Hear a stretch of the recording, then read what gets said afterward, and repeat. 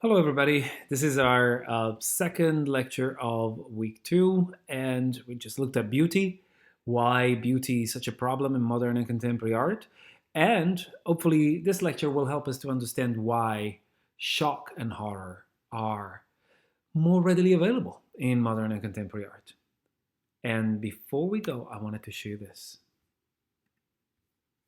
Guernica, one of Pablo Picasso's most famous work, Guernica shows the tragedies of war and the suffering it inflicts upon individuals, particularly innocent civilians. 24. Anatomical Pieces. Anatomical Pieces is a shocking masterpiece by French painter Theodore Géricault, who used human remains as subjects for his work. 23. Diomedes being eaten by his horses.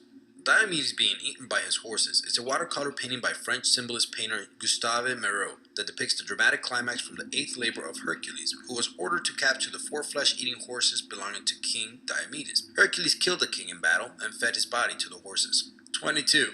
Deterioration of mind over matter. This 1973 painting by Austrian author Otto Rapp depicts a frightening depiction of a decomposing human skull on a devilish birdcage in which the raw gore of man's physical being lies lifeless at the base. 21. Dante and Virgil in Hell. Dante and Virgil in Hell by W.A. Bouguereau was inspired by a short scene from Dante's Inferno where Dante, accompanied by Virgil, watches a fight between two damned souls. 20. Untitled Painting. This dreary oil painting by Polish author Zdzisław Beksinski does not have a name. We only know it was painted in 1984 in the period where Beksinski's main subject was utopian realism, surreal architecture, and doomsday scenarios. 19. A Negro Hung Alive. This gruesome image by William Blake shows a slave suspended to a gallows by means of a hook through his ribs. The work is based on eyewitness accounts from Dutch soldier J. G. Stedman. 18. Big Electric Chair. Painted in 1967 by famous American pop art painter Andy Warhol, this painting was part of a series depicting electric chairs. Warhol made the series in a period where he focused on bleak themes such as death, disasters, suicides, and car crashes. 17. Hell. This 1485 painting by German author Hans Memling is one of the scariest artworks during its time, and it was used to force people to live virtuous lives. Memling even amplified the terrifying effect of the outrageous scene by adding the banner saying, "In hell there is no redemption."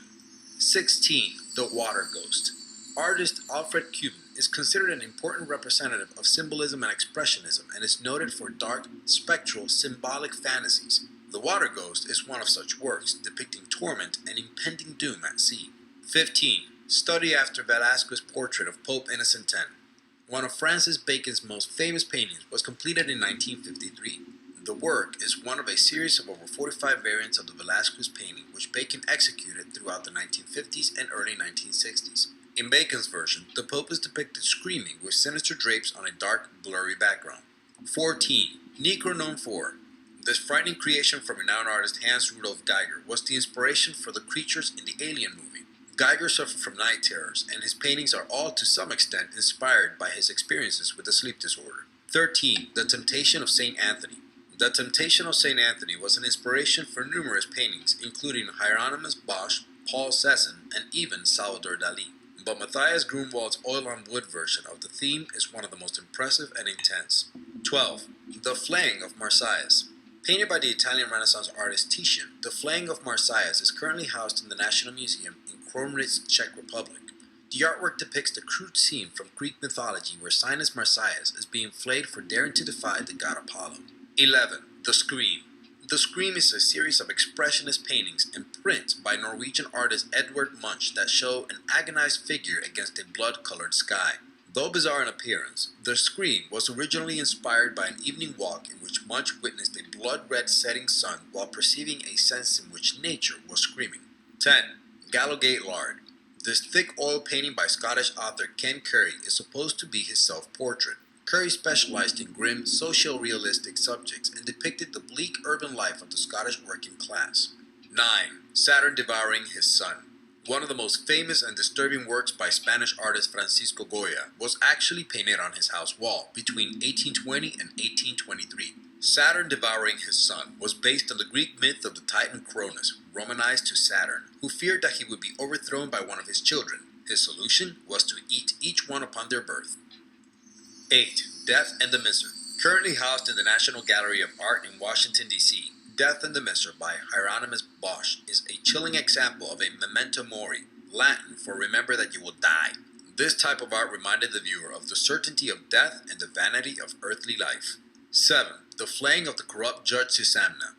The Flaying of the Corrupt Judge by Gerard David is now deposited in the Groningen Museum, Bruges, Belgium, and was based on a Herodotus story about a judge who accepted a bribe and delivered an unjust verdict.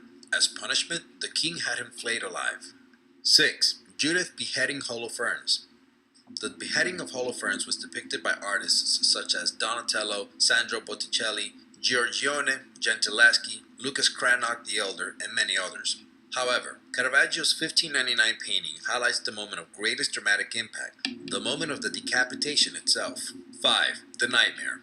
An oil painting by Swiss painter Henry Fuseli, The Nightmare was first displayed at the annual Royal Academy exhibition in London in 1782, where it shocked visitors as well as the critics. 4. Head Severed. French painter Theodore Géricault, who was known for his naturalistic renderings of distressed anatomy, finished this painting in 1818. 3. Massacre of the Innocents.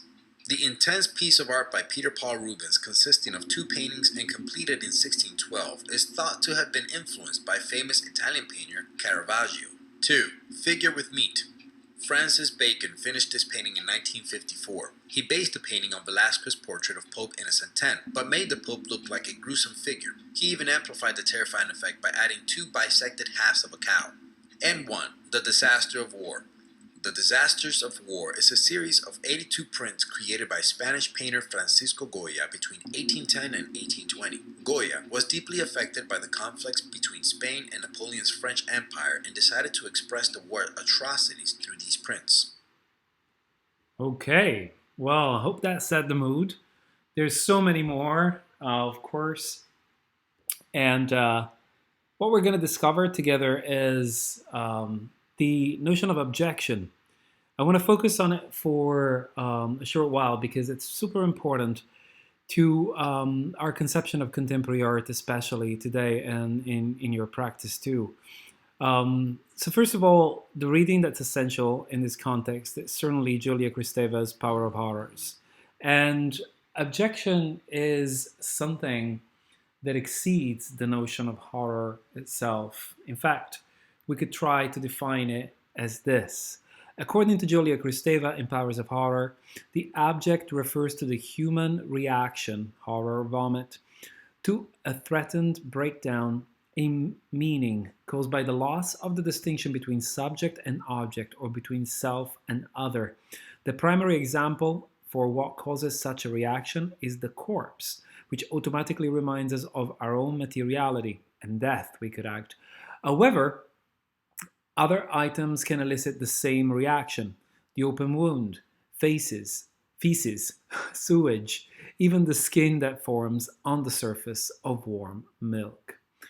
Abjection entails a gut reaction, a response, gag reflex. There is something about your body, not even your mind. There's something about your body that precedes or overrides the logical and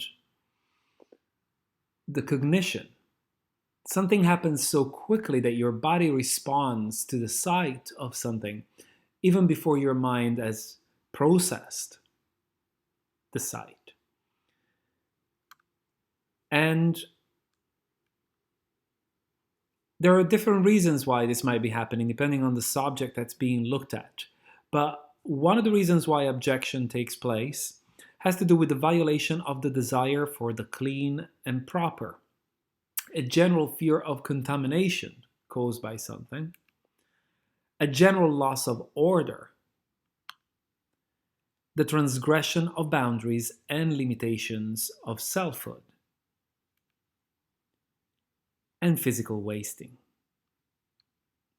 ultimately leading to death. All the implications of abjection lead to something very important. The separation between subject and object already gives us a clue that abjection is a way in which our unconscious tells us that our boundaries could be breached, our identity could be breached, that our identity and our unity, perceived unity as an entity, is at stake. And that something is what triggers the reaction we associate with abjection.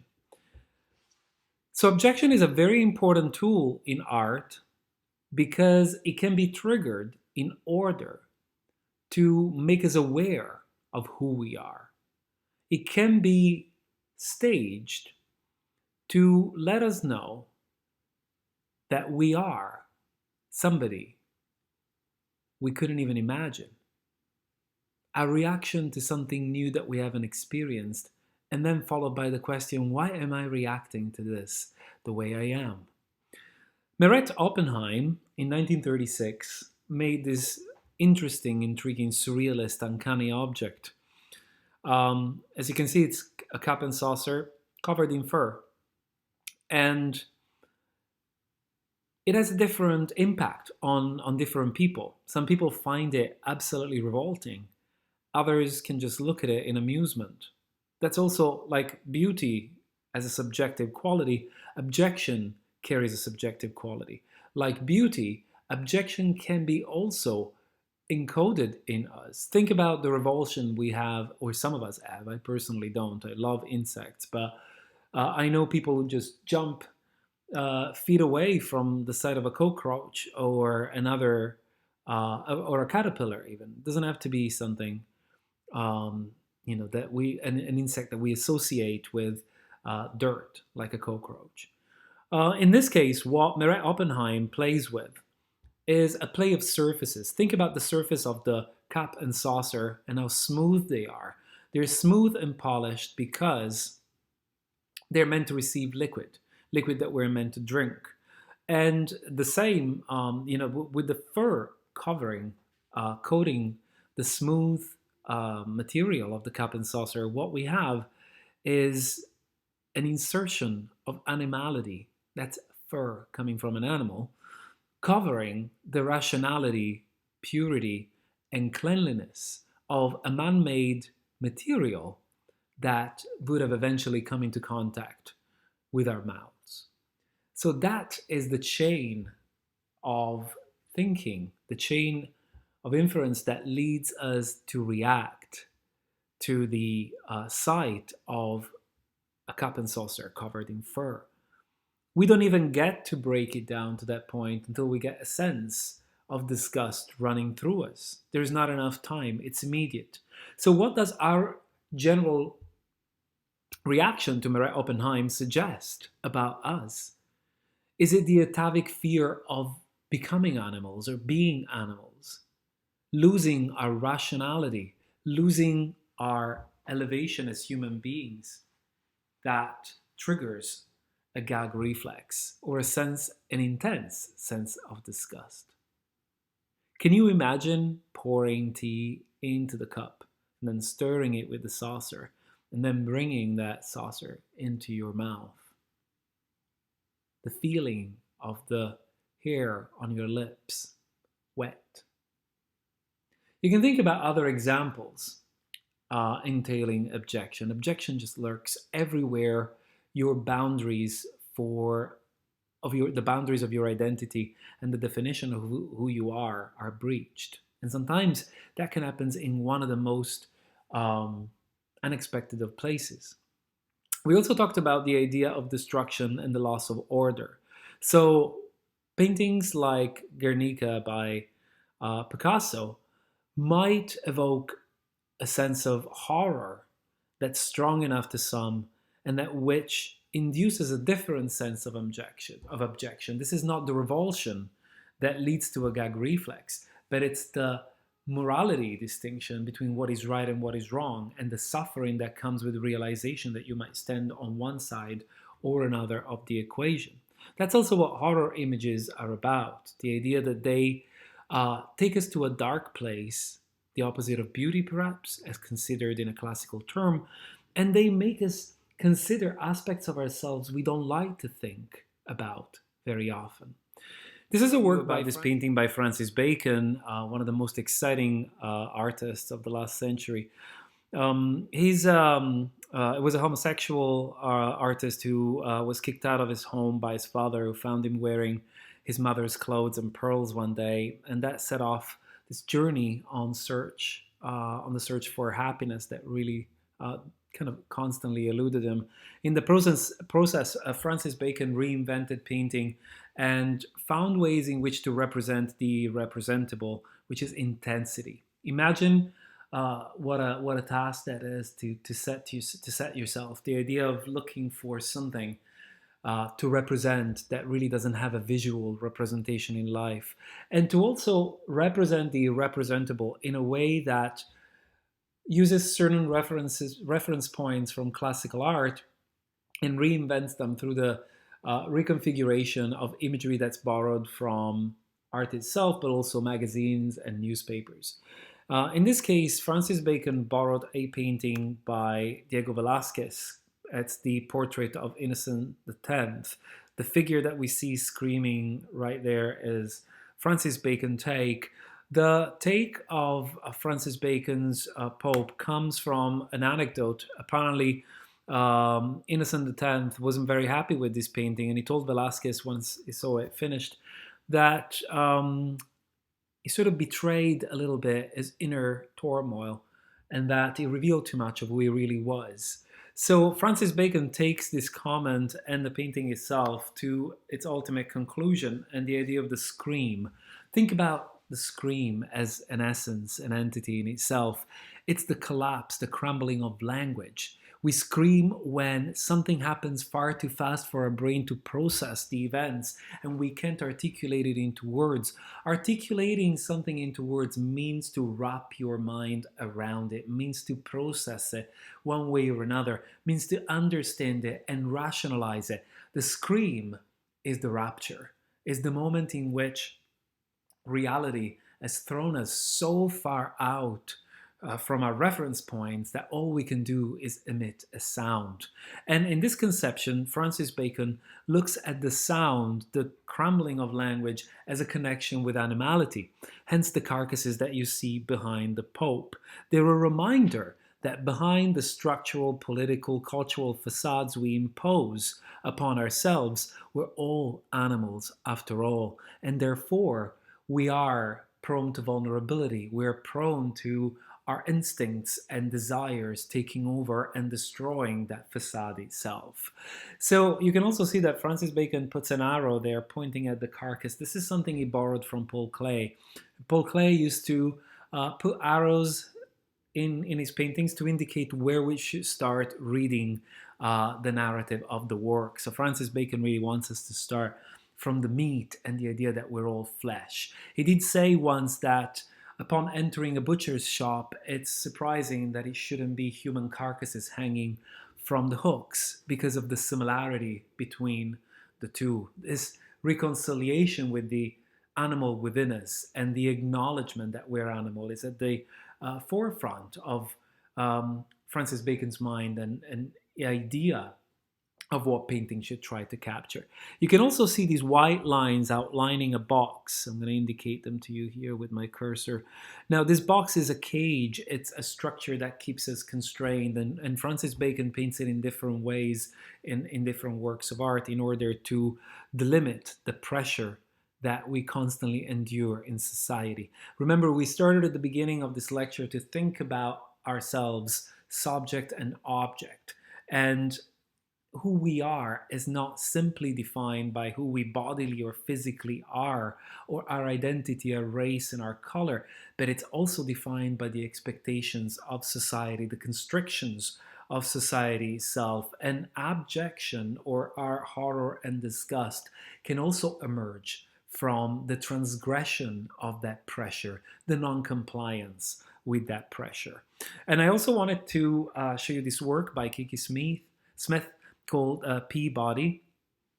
And you can see here that Kiki Smith is playing with the notion of the female nude and sensuality, the sensuality that we have explored throughout the whole of the previous lecture, that's here being turned into an unsettling encounter with a body crouching down in a way that conflates so many more different feelings, but not necessarily one of sensuality.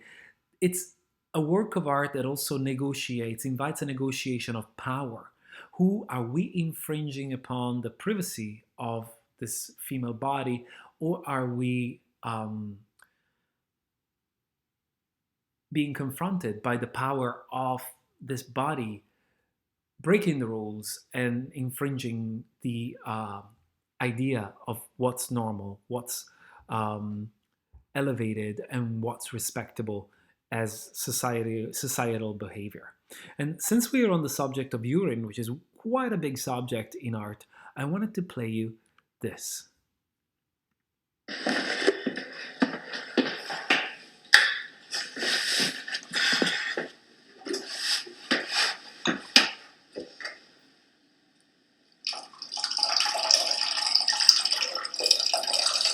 My name is Casteel. I'm a visual artist. But I'd say the germ of all of my work usually stems from some kind of live performance.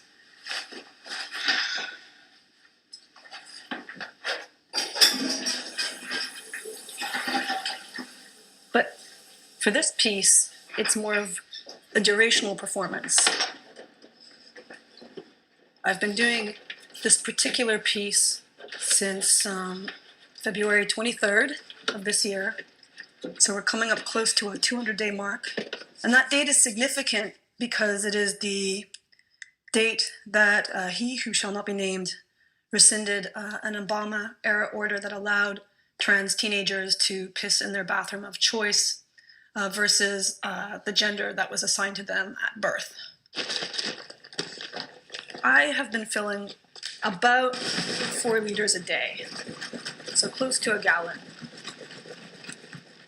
So today's the last day of the collection, which is a real relief because it sucks to piss in a bucket nonstop 24 hours a day, 7 days a week, and to carry your urine around on your back and like on ice is a bit socially awkward at times. So I'll be glad to have, topped off this durational performance. Yeah. As a trans person, but doesn't necessarily have all the signifiers to pass as male because I choose not to take hormones or have a double mastectomy. I present as a kind of confusion sometimes in the bathroom. Sometimes I'll use the men's room, sometimes I'll use the women's room, honestly, wherever the shortest line is. But there's certainly moments where you feel uncomfortable or super self-conscious. And so I think this act of having to kind of hold your piss in many ways hyper-performs this feeling that I think many people that are either gender non-conforming or outwardly trans feel on a daily basis. All right, let's go.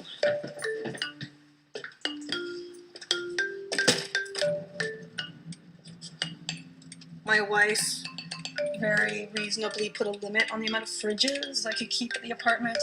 And so what we're doing today is going around LA and picking up all of the urine that I've stored in my friends' houses and then send them off to New York City to be turned into a sculpture. Let's do it. Okay. Yeah.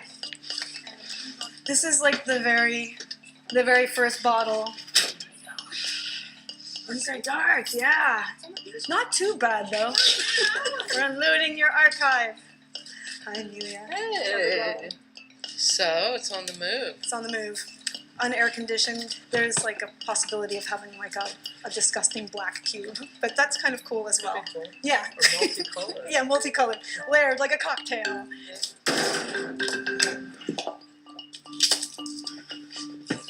all like tricky. Got it. Okay. I'll get you this too. Good. Thank you for allowing me I'll to store your pee anytime. appreciate that.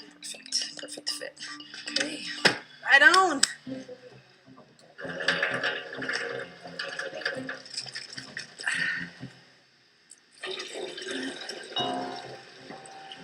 you're not really supposed to ship urine, so we have kind of kept it on the DL.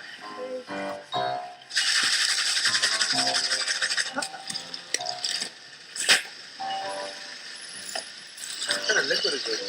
It's just like clear liquid with some vitamins and a little bit of protein in it. Is it safe to drink? Yeah, you could drink it. You could.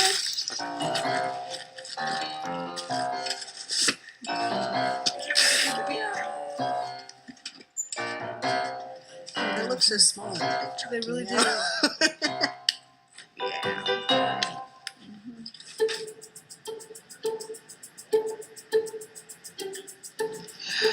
you feeling? I am feeling anxious. Overwhelmed. Yeah, I think once we assemble everything and it works, I will feel good. The urine has been unrefrigerated for 5 days, and so that's a big part of my anxiety today, is to whether it's managed to maintain stable enough for it to function in the way that I've envisioned for this sculpture. The first order of business is assembling this, the internal component of the pedestal. Essentially what that is, it's a hacked refrigerator that will allow the urine to run through this filtration system from the glass cube and keep it a cold temperature to allow for its preservation. It's beautiful. Yeah. So today we are going to empty the 200 gallons of urine into this custom tank. So wish us luck. All right, let's do it.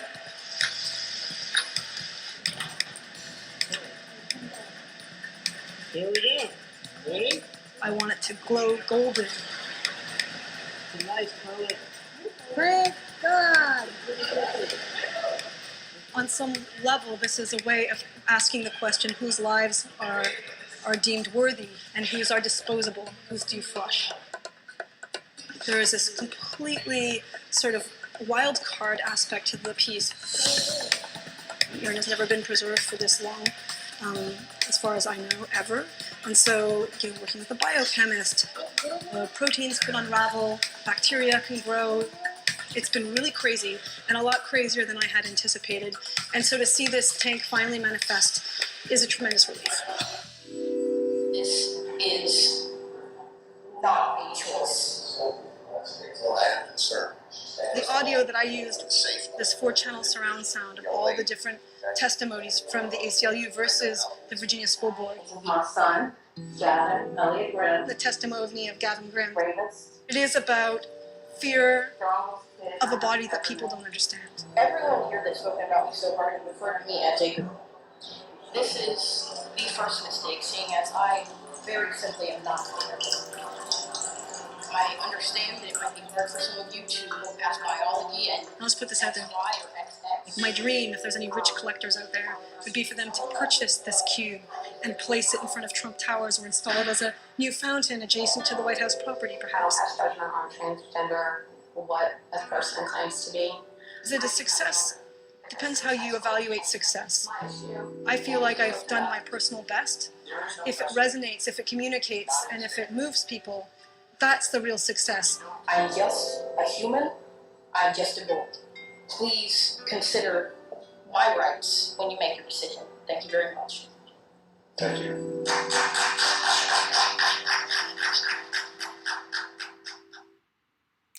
Okay, so a very interesting clip. Castles is a really interesting artist, and if you don't know, if you don't know Castle's work, I definitely invite you to take a look at what they do. In our case, I guess in the context specifically of Abjection, of course, the materiality of the medium urine plays an important role, but I also wanted you to appreciate the link between the material, the personal, the identity, the politics, right? How Abjection is also defining our political views, and the importance we attribute to the use of a restroom is actually can become a politically viable subject because it is underlined by this notion of abjection itself. Those who tend to object to trans people using the toilet of their choice usually also channel their unhappiness with the freedom of somebody else through the justification that it's something they feel, something that is in them. So this idea of feeling or I feel, it's also very important in the context of abjection itself.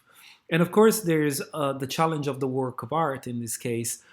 Think about the tradition of Western art and global art in general of using precious materials for the making of art. But in this case, Castles is really throwing that all out of the window. Their insecurity and clearly embraced willingness to see what the material will do, since this is a pioneering work of art. It's really fascinating, this notion of using a material that we associate with waste, elevate it to the status of gold and use it to send a political message, and still playing with this notion of abjection throughout it. It's very challenging and engaging artwork for this very reason. Now I wanted to talk to you about the YBA, the Young British Artists, who were absolute masters at the game of abjection. There are so many more examples I could choose from the history of art, but I wanted to focus on them because I lived in London at the time they were famous, and I have a good sense of how they have really changed the international panorama to a point that a lot of what we see today would not be possible if it wasn't for what the YBA has accomplished in the 90s and early 2000s. So first of all, we're in London. Now, London at the time in the 90s was undergoing a moment of incredible creative energy. In fact, the slogan "Cool Britannia" had resurfaced at that point, and it was a true rebirth on the front of cinema, fashion, music, especially. Many of you will remember Blur, Oasis, Suede, those amazing bands that came out of Britain at that time. And of course, art, visual art. It's almost as if Britain really discovered contemporary art with the YBA and the potential of contemporary art at that time. Who were the artists in the YBA group? Jake and Dinos Chapman, Tracy Emin, Damien Hirst, Gary Hume, Sarah Lucas, Chris Ofili, Mark Quinn, Sam Taylor Johnson, Mark Wallinger, and Rachel Whiteread. Only a few of the ones that are still operating today and were part of that group. But these are certainly the biggest names. And I just wanted to play you this quick clip made by Tate. This is Michael Craig Martin speaking. Many of the artists I've just mentioned came from Goldsmiths University, which is where I also studied, and he was their teacher.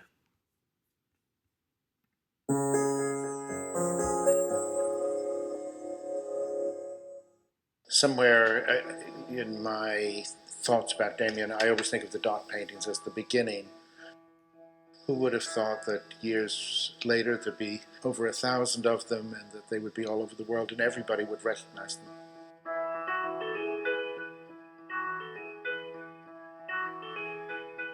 I started teaching at Goldsmiths in about 1973 or 74. It was an absolutely wonderful school to teach in. I would never have wanted to teach anyplace else. I've always felt very strongly that all of those people went to Goldsmiths who were at the beginning, and they were all friends. Everybody knew everybody else, and there was a chemistry, a very unusual chemistry between them, where they were very fond of each other. They really knew each other well. They spent a lot of time together. Half of them have slept with each other over the one time or another. It was very intimate, and they were very respectful of each other's work, and they were also a great support to each other when the time came.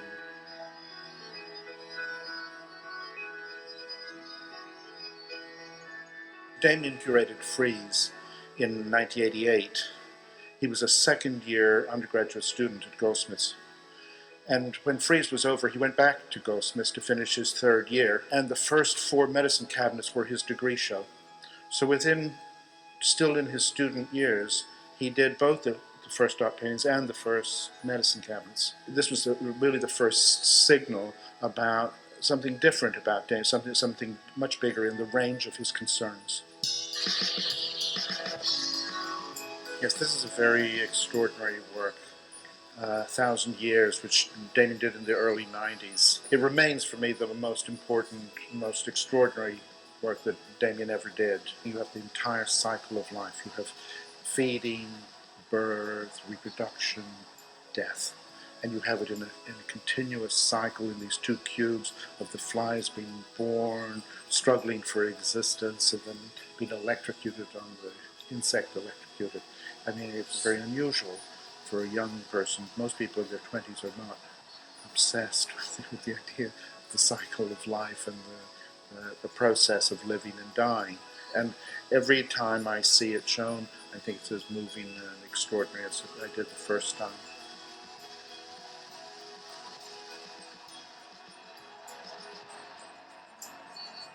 In my own experience, what happened at that time was very unique. That I spent a lot of years teaching, and I had never seen anything where there was such a large number of people who connected in this way. I know I made a contribution to this, but I didn't create this. I didn't make this happen. If I would do it again if I knew how to do it, and it's not possible. The world is cruel and unfair, and sometimes it's magical, and there's things to do with timing. It was the perfect timing. They were in the right place at the right time. They were doing the right thing. What can I say? Isn't that amazing? It is just extraordinary, this room, isn't it? You'll never see anything like this ever again. You know, it's just ridiculous and amazing.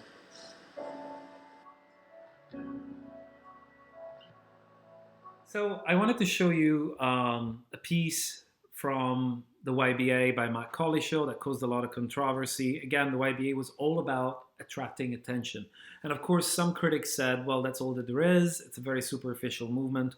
Others saw it as art for the times we live in, right? Direct, shocking, attention grabbing. Now it makes you think about you and why you react to certain things in a certain way. This is an image that Matt Collishaw appropriated from a medicine book, and it was magnified, as you can see here, to a ginormous 7 by 10 feet, mounted on light boxes. So when you enter the room, it really created this commanding of attention that really worked for him. It's a gruesome image. Some say it's a beautiful image. It keeps quivering, and viewers are puzzled by it, but yet again, cannot quite let go and turn away. And here's Damien Hirst when he was younger, going to the morgue to make anatomical studies. Again, this picture, which then eventually turned into a piece of art, really says everything you need to know about the man in terms of his irreverence for death, right? To him, it seems like death is just one of the other things that happen in life, and that is clearly not afraid of. And I wanted to show you this work because this is how he grabbed everyone's attention through Abjection specifically, after nobody noticed what he did at Freeze beyond setting up the exhibition for his peers. So 1,000 Years is a life cycle in a box, quite clearly. As you can see, it's a massive glass and steel cabinet, biparted. In the cube we see on the left-hand side, flies emerge and disperse around the space. There are 4 holes in the partition to allow some of the flies, the curious ones, to fly right over and get to the reward. The reward is a severed cow's head with blood, which should be very tasty to flies, but right above it hovers what in the UK is called an insectocutor. Now the insectocutor just zaps them, and the piece had layers and layers of experiential dimensions. For instance, I remember when I saw it the first time, the smell in the gallery space was disgusting because the rotting cow's head was overpowering. And similarly, I don't know if any of you are familiar with flies in an enclosed space, if any of your relatives is a fisher and ends up with fly larvae mutating into flies. There's a distinctive smell to their metamorphosis, and I'm not, no kidding here. They smell like trash. It's just like, I mean, these insects, love them to bits. They're really sophisticated and everything else, but their PR is like all over the place when we perceive their PR, of course. So the gallery space reeked of this kind of like fly presence, the rotting cow's head, and something even more fascinating perhaps is when the flies would get to the electrocutor and would get zapped right there. You would see a spark and this little smoke lifting from the machine. This smell of sugary smell would fill the air because the flies were feeding on sugar inside the enclosure, and every time they got roasted, you get this very sweet and still burnt kind of smell intertwined. A very strange perceptual experience from different fronts, the smell front as well as the visual front. And in fact, I have to tell you that the head was replaced thereafter by the gallery with a taxidermy mount that was smeared with honey so that flies would still perform their duty and travel over to it. But it was just impossible, for the piece to function. People were sick in the space because the smell was so intense. This is one of the fake ones, as you can see here, that was created by artist Emily Mayer to work in replacement of the real cow's heads. The blood is also a veneer of rubber that was created especially by the artist. There's the heads. So you can see here how much abjection he gathered. It's as if Damien got mad because nobody's looking at my work. Here I'm going to present you with something you cannot ignore. Oh, and one of the things I haven't mentioned too is the acoustic dimension, because the electrocutor made a crinkly noise every time. It's like, zzz, zzz, that zapping noise. So you couldn't really look at anything else in that gallery because this work of art kept calling attention to itself. And this is pretty much, this is Emily Mayer with one of her fake taxidermy heads. So yeah, she's not licking a real severed cow's head.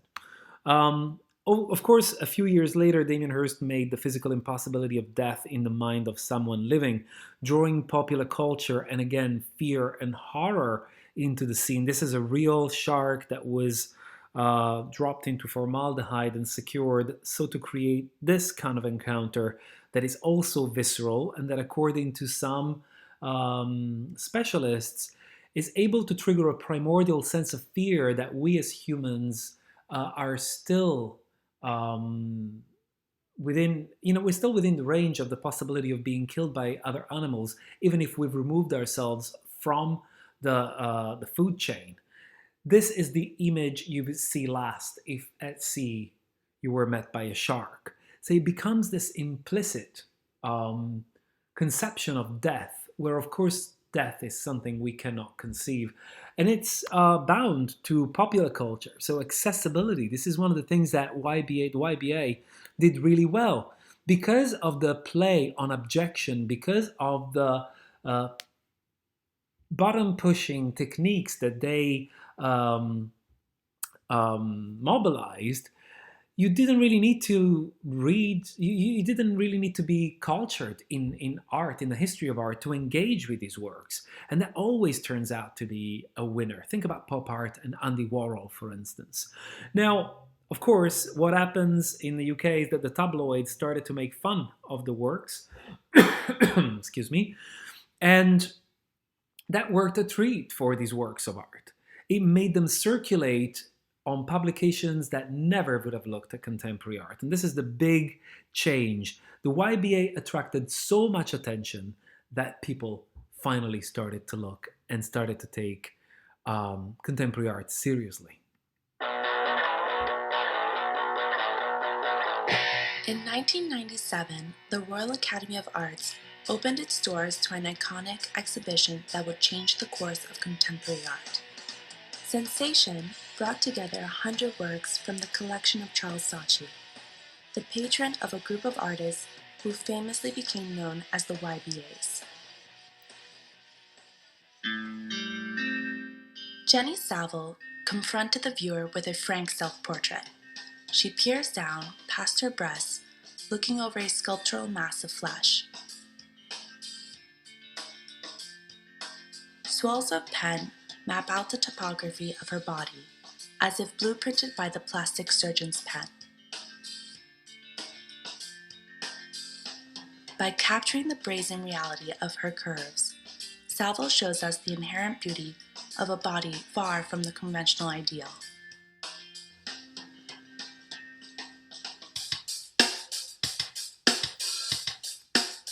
The athletic figure in Gary Hume's Vicious is a bold representation of the male body as an object of desire. Part of his Rome series, it is based on Mussolini's Marble Olympians, but painted in household gloss, the work is a paean to pop culture. Inspired by Lou Reed's lyric, "You Hit Me With a Flower," we see bright flowers burst across the canvas.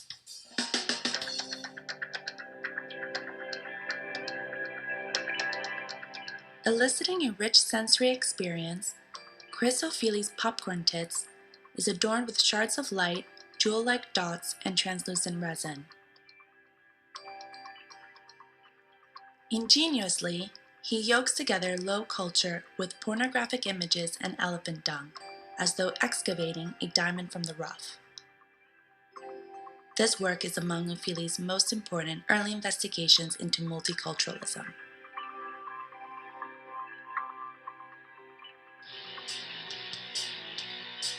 Not only was the work provocative, the show was also innovatively curated by selecting relevant and visceral pieces. The 300,000 visitors were entranced by a haptic, bodily sensation as well as the emotional shock of the sensational.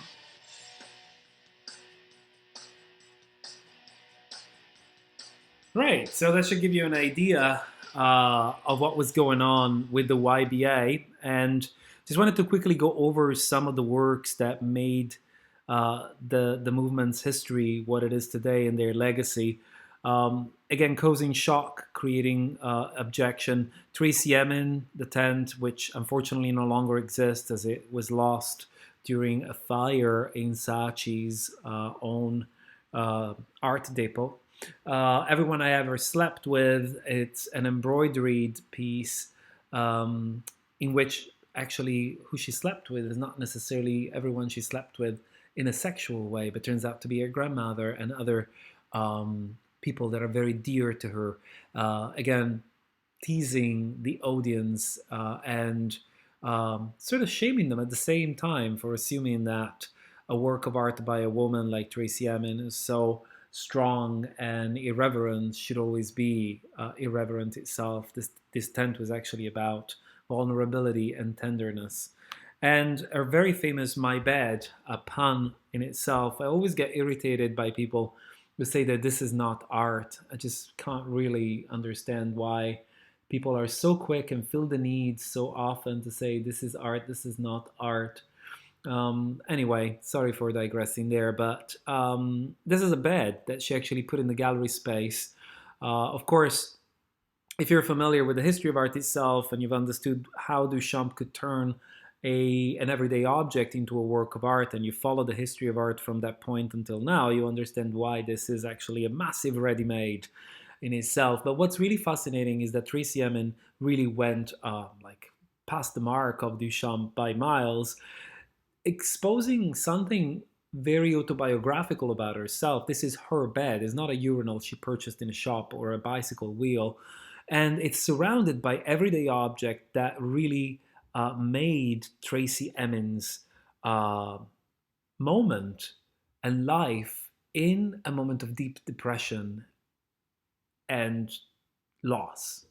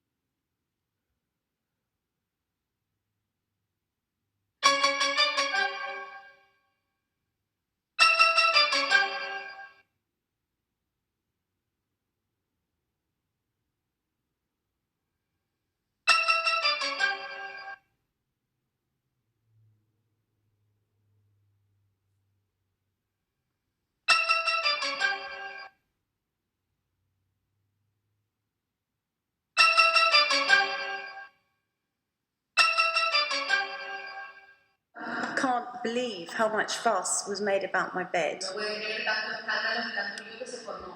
because it's just a bed. Porque es solamente una cama, simplemente una cama. And that was the point. It was supposed to be like a fingerprint of my existence, but everybody really, in Britain, the fuss that was made about it for months and months and months. And I think it's because I bared my soul, and people aren't used to seeing that.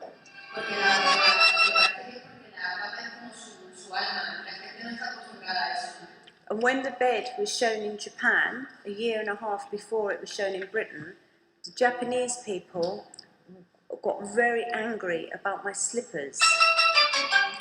Cuando enseñó My Bed, mi cama, en Japón, un año y medio antes de que se mostrara en el Reino Unido, dice que los japoneses se enfadaron muchísimo con las zapatillas. The Japanese people didn't care about the shit stains, about the bloody condoms, about the bloody knickers, the tampons. A los japoneses no les importaban ni los tampones, ni los condones ensangrentados, ni las manchas de la cama. In fact, the condoms with blood on were stolen in Japan. De hecho, en Japón robaron los condones ensangrentados. But what the Japanese people said, why are those slippers so dirty? Why would you wear such dirty slippers inside a house? When I showed the bed in New York, they said, yeah, we've seen it all before in the 70s.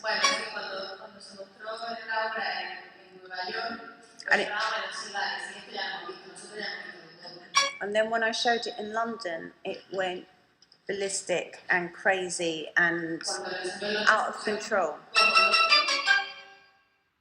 So, excuse the irritating soundtrack, but I think it's an interesting interview because it really shows. First of all, I love the way Tracy Emin presented herself. As the working class woman she's always been, and no frills, tell it like it is attitude.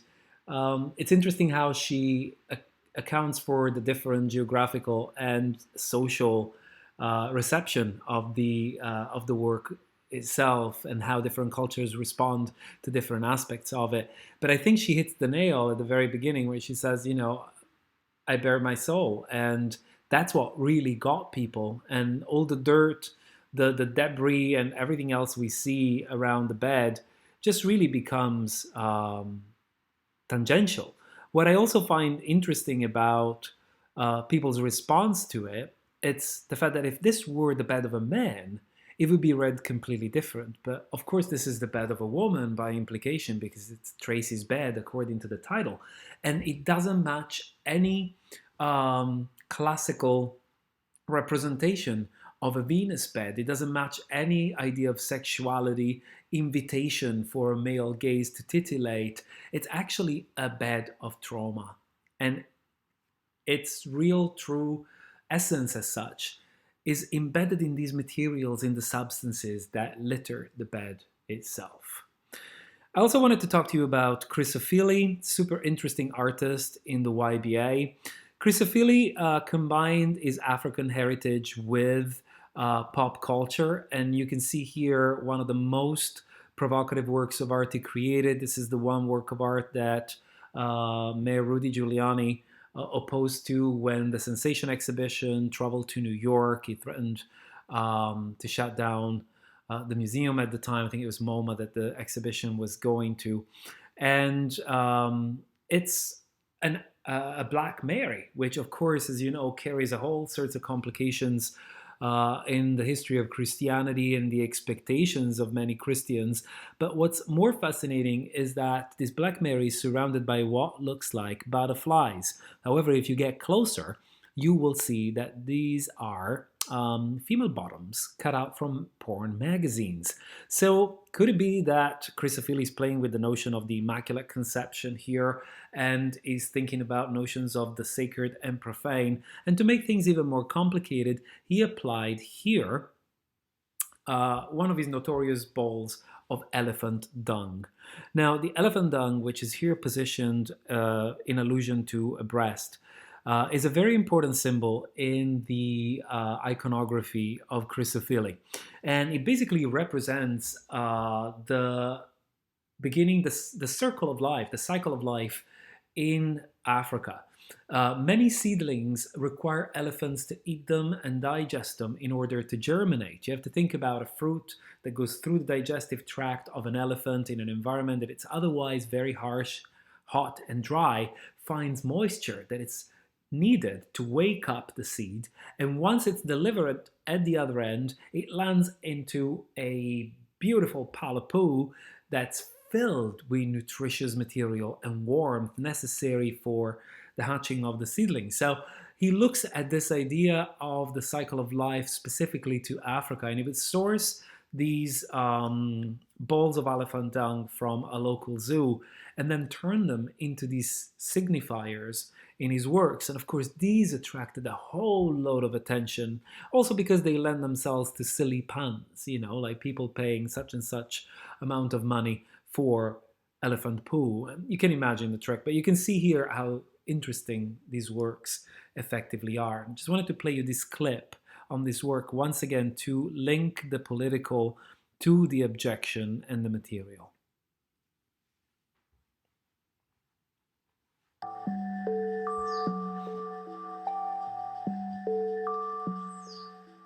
Growing up in the 70s and 80s and the activity of the radical right, the NF at that time, and people who associated themselves with the ideas of those political groups were still a threat to people's lives. It was, for me, very much part of British life and black British life at the time.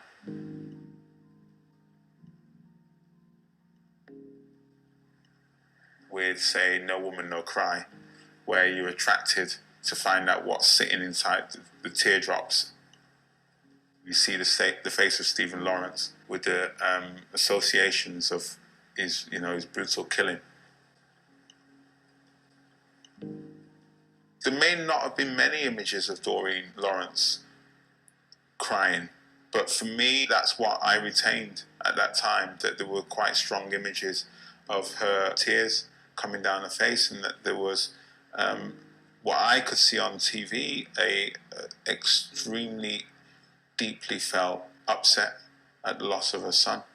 It was a very profound image of somebody in intense grief. And yes, this is one of the, I guess, ways in which Chris Ofili really mobilized public opinion and played with notions of beauty and abjection in his work, breaking the norms of what is considered to be beautiful and breaking the norm of what is considered to be disgusting as well. You can see the pendant here worn by Doreen, the mother of Stephen Lawrence, is made of elephant dung, is a pendant symbolizing the cycle of life. So attaching a beautiful, productive and positive meaning to an otherwise discarded and devalued byproduct. And I wanted to close this lecture with the Chapman Brothers. The Chapman Brothers are some of the most irreverent YBA artists because of the horror they stage. What you're looking at here is called Hell, a massive series of dioramas in which they repositioned figurines, soldier figurines that they hand painted with the help of many assistants to create basically this Holocaust scenario that involves McDonald's as well as Hitler and Nazis. It's really gruesome. They find their inspiration in horror movies, and they are quite intriguing as artists. I'm just going to play you this clip that looks at their work.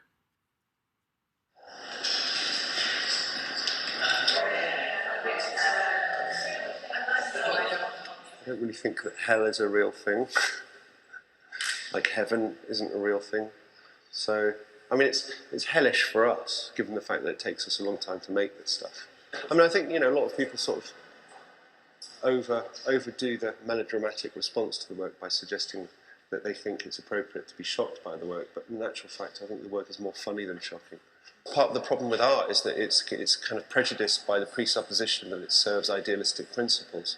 For us, the idea of art is that it's the next best thing to killing people. You know, we can't get away with doing this in real life, so at least what we can do is get away with this in pictorial life.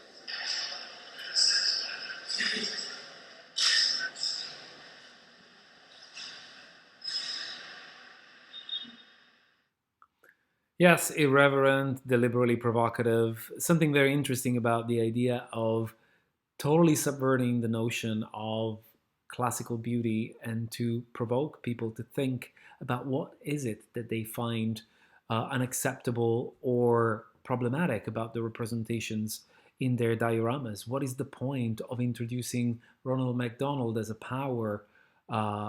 powerful agent within the scenario of a Holocaust? What are they trying to say about the society we live in? On that note, what upsets you? Until our next lecture,